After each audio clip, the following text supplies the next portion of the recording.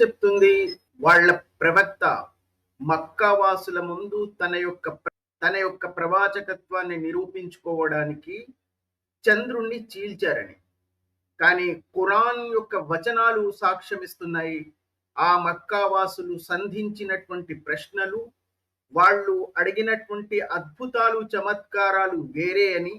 పైగా ఈ చంద్రుణ్ణి చీల్చడం అన్నది, ఎవరైతే ఈ ప్రశ్నలు సంధించారో, ఇక్కడ ఒక నీటి చెల్మను సృష్టించమని, లేదా ద్రాక్ష మరియు ఖర్జూరపు తోటల మధ్య నుంచి ఒక సెలేరును సృష్టించమని ఈ మక్కాలోని బహుదైవారాధకులు మరియు యూదులు సంధించిన ప్రశ్నలకు సమాధానంగా వాళ్ళ ప్రవక్త చంద్రుణ్ణి చీల్చారని. చంద్రుణ్ణి చీల్చమని ఆ మక్కావాసులు ఎవరు కూడా ఆయనను ప్రశ్నించలేదు. మొట్టమొదటి సమస్య. రెండవది, ఎవరైతే ఈ ప్రశ్నలను అద్భుతాలు చేసి చమత్కారాలు చూపించి మీ ప్రవాచకత్వాన్ని నిరూపించుకోండి, కనీసం ఒక చెల్మను సృష్టించండి లేదా ఒక సలేరు ప్రవహింపజేయండి అని వాళ్ళు అడిగినటువంటి చమత్కారాలను అద్భుతాలను కాకుండా, అది కూడా ఈ చంద్రుణ్ణి చీల్చడం అన్నదిగా వాళ్లకు చూపించలేదు. పైగా తన యొక్క అనుచరులు చూశారని ఆ అనుచరులు సైతం చెప్పలేదు. కానీ దాని తర్వాత కాలఘట్టంలో ఖురాన్ వచనాలకు వ్యాఖ్యానకర్తలు సృష్టించిన కథల్లో రూపొందించబడ్డాయి. సరే, ఆయన అద్భుతాలు వల్ల అనుచరుల మధ్య చూపించారని అనుకుందాం. కానీ ఆ సాక్ష్యం సరిపోతుందా? ఈ ప్రపంచానికి ఇప్పుడు నివసిస్తున్న ఈ 2026లో జీవిస్తున్న మనలాంటి వాళ్లకు ఆ అద్భుతానికి, ఆ సాక్ష్యానికి ఏమిటి ఆధారం? ఆయన అద్భుతం చేశారని, చమత్కారం సృష్టించారని ఏ విధంగా మేము విశ్వాసించాలి, మేము నమ్మాలి? పైగా రెండవ సమస్య, ఆ కాలంలో సైతం ఎవరైతే ప్రశ్నలు సంధించారో, ఎవరైతే అద్భుతాలు చేయమని అడిగారో వాళ్ళ ముందు కాకుండా తన యొక్క స్వంత అనుచరుల ముందు చేసి చూపించడం ఏ తర్కానికి, ఏ యుక్తికి నిలిచేది? ఇన్ని సమస్యలతో కూడుకున్నటువంటి ఈ అద్భుతాలు, చమత్కారాలు ఎవరిని మెప్పించడానికి, ఎవరిని మూర్ఖుల్ని చేయడానికి ఈ కథలు సృష్టించబడ్డాయో మీ వివేకానికే వదిలేస్తున్నా.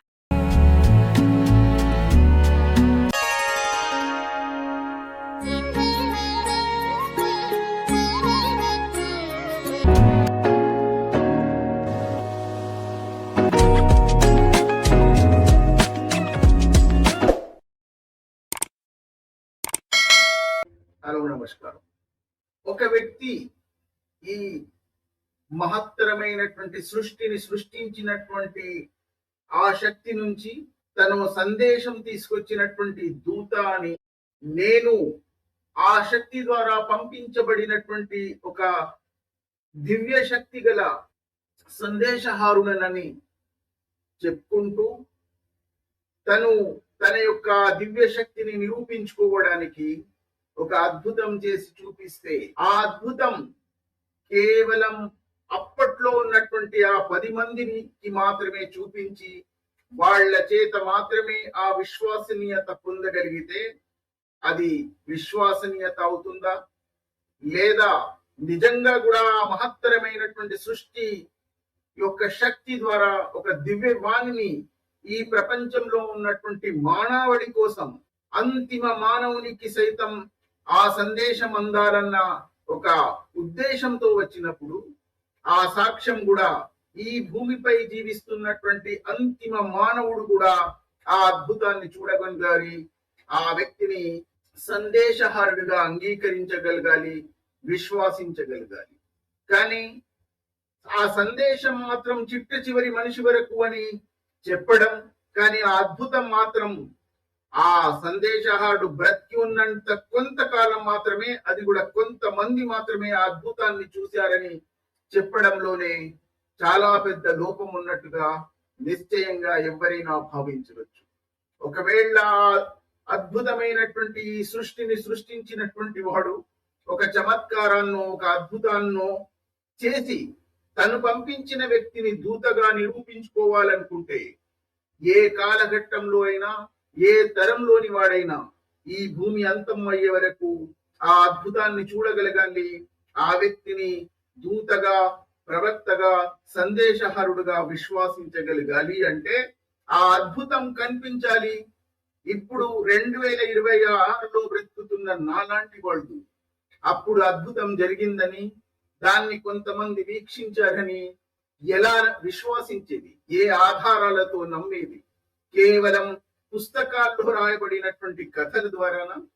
కనీసం ఆ అద్భుతం యొక్క అవశిష్టాలు సైతం ఇప్పుడు కనిపించినప్పుడు, అప్పుడు ఎప్పుడో అద్భుతం జరిగింది అని విశ్వసించి ఆ వ్యక్తి మీ సందేశహరుడిగా దివ్య వాణిని ఈ ప్రపంచానికి అందించినటువంటి ప్రవక్తగా విశ్వాసించడాలి అంటే ఎలా విశ్వాసించాలి? నిజంగా కూడా ఒక అద్భుతమో చమత్కారము ఈ ప్రపంచానికి ఈ మానవ శక్తి చెయ్యలేనటువంటి ఒక అద్భుతాన్ని చేసి చూపించగలగాలి అంటే అది సకల మానవ లోకం మొత్తం చూడగలగాలి, వీక్షించగలగాలి, అది అద్భుతమని అంగీకరించగలగాలి.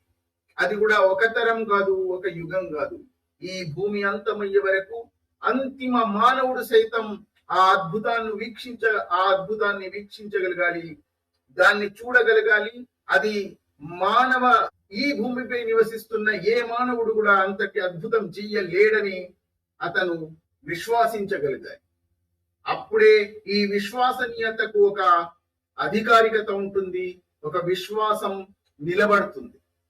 అది కాకుండా కేవలం నలుగురు కలిసి ఒక కథ రాసేసి 7వ శతాబ్దంలో ఇలాంటి ఒక అద్భుతం జరిగిందని అది మీరు విశ్వాసించాలని, అది పుస్తకాల్లో చదివిన కథలతో మాత్రమే విశ్వాసించాలి అని చెప్తే, ఈ భూమి మీద లక్షలాది కోట్లాది పుస్తకాలు వ్రాయబడ్డాయి. అందులో కోటాను కోట్ల అద్భుతాలు గతంలో ఎవరెవరో చేసినట్టుగా పుంఖానుగా మన ముందు ఆవిష్కరించబడ్డాయి. మరి వాటన్నిటినీ మనం విశ్వాసించాలా? వీళ్ళందరూ ఈ అద్భుతాన్ని విశ్వాసిస్తున్నటువంటి వాళ్ళు మరి ఆ అద్భుతాన్ని ఎందుకు విశ్వసించడం లేదు? అవి కూడా పుస్తకాల్లో వ్రాయబడ్డాయి. పుస్తకాల్లో ఈ అద్భుతాలు ఎలా చిత్రీకరించబడ్డాయో అవి కూడా అలాగే చిత్రీకరించబడ్డాయి. చంద్రుణ్ణి 2 ముక్కలు చేశారని చెప్తే విశ్వాసించే వీళ్ళు శ్రీకృష్ణుడు గోవర్ధన పర్వతాన్ని ఒకే చేతితో లేపేశాడంటే అది నమ్మరు. నిజం చెప్పాలంటే చంద్రుణ్ణి 2 ముక్కలు చేస్తే ఈ భూమి యొక్క భ్రమణంపైనే అది ప్రభావం చూపుతుంది, భూమి అంతమైపోతుంది. అలాంటి ఎక్కడ కూడా ఒక శాస్త్రీయమైనటువంటి యుక్తి లేనటువంటిది విశ్వాసించేస్తారు. ఒక గోవర్ధన పర్వతాన్ని శ్రీకృష్ణుడు లేపేస్తే అది భూభ్రమణంపై ఎలాంటి ప్రభావం చూపదు, అది ఎత్తితే ఎత్తి ఉండవచ్చు అని మాత్రం విశ్వసించరు. ఒకవేళ కేవలం పుస్తకాలే పై రాసి ఉన్నదే విశ్వసించినట్లయితే అన్ని విశ్వసించాలి. మరి వీటిని విశ్వసిస్తున్నటువంటి వాళ్ళు వాటిని ఎందుకు తిరస్కరిస్తున్నారు?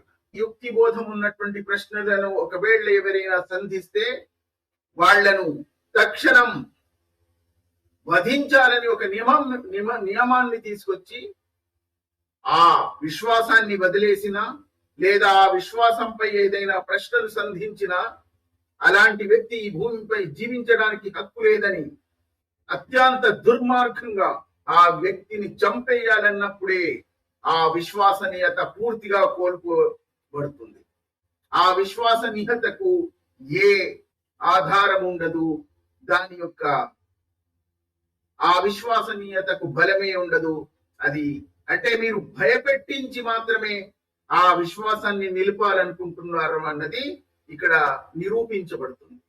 మరి ఇలాంటి సందర్భంలో ఏదో ఒక కాలఘట్టంలో ఎవరో ఎవరిని జీవం పోశారని ఈ మహత్తరమైన సృష్టిని సృష్టించినటువంటి వాడు అతని ద్వారా పంపించబడినటువంటి వార్తాహరులుగా లేదా సందేశహారులుగా లేదా ప్రవక్తలుగా వచ్చినటువంటి కొంతమంది వాళ్ళు జీవించి ఉన్న కాలంలో వాళ్ళు చనిపోయిన వాడిని సైతం లేపారని ఒకవేళ ఇప్పుడు చెప్తే దానికి మించిన హాస్యాస్పదమైనటువంటి విషయం ఈ ప్రపంచంలో మరొకటి ఉండదు అన్నది నిశ్చయం.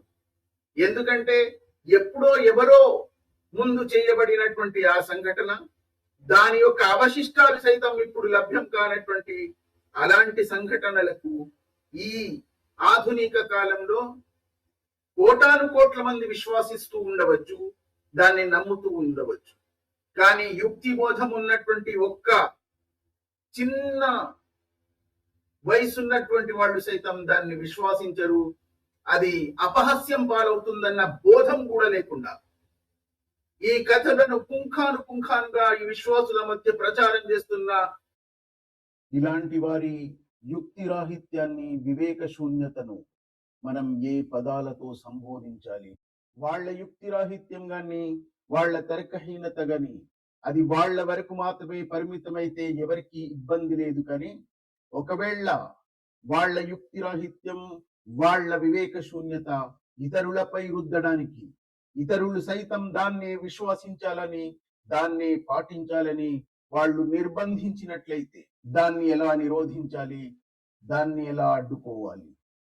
కేవలం వాళ్ళ మీద బలవంతం మాత్రమే కాదు, వాళ్లపై దాడులు చేసి వాళ్ళ ఆస్తులను సైతం దోచుకునే అధికారం మాకుందని, వాళ్ళ స్త్రీలను బంధించి బానిసలను చేసుకునే హక్కు కూడా మాకు కలిగించబడుతుందని ఒకవేళ వాళ్ళు ప్రవచనాలు చెప్తే దాన్ని ఎలా నిషేధించాలి?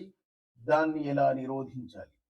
తర్కహీనమైనటువంటి యుక్తి రాహిత్యంతో, వివేక శూన్యమైనటువంటి తర్కహీనమైనటువంటి ఆలోచన కలిగిన వాడు ఈ మహత్తరమైనటువంటి సృష్టికర్త అని ఎవరైనా చెప్తే ఎవరు ఎలా విశ్వాసిస్తారు?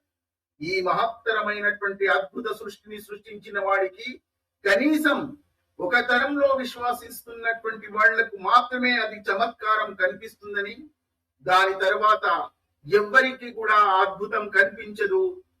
దాని అవశిష్టాలు ఎక్కడ కూడా లభ్యం అవ్వనప్పుడు ఆ రాబోయే తరాల వాళ్ళు ఇతన్ని ఏ ఆధారంతో, ఏ సాక్ష్యంతో విశ్వాసిస్తారు అన్న బోధం కూడా లేకుండా, ఆ వివేకం లేకుండా, అంతటి యుక్తిహీనమైనటువంటి తర్కశూన్యమైనటువంటి ఆలోచనలు కలిగిన వాడే ఈ విశ్వ సృష్టికర్త అని చెప్తే దానికి మించిన హాస్యాస్పదమైనటువంటి విషయం ఈ ప్రపంచంలో మరొకటి ఉండదు అన్నది నా యొక్క ప్రగాఢ విశ్వాసం.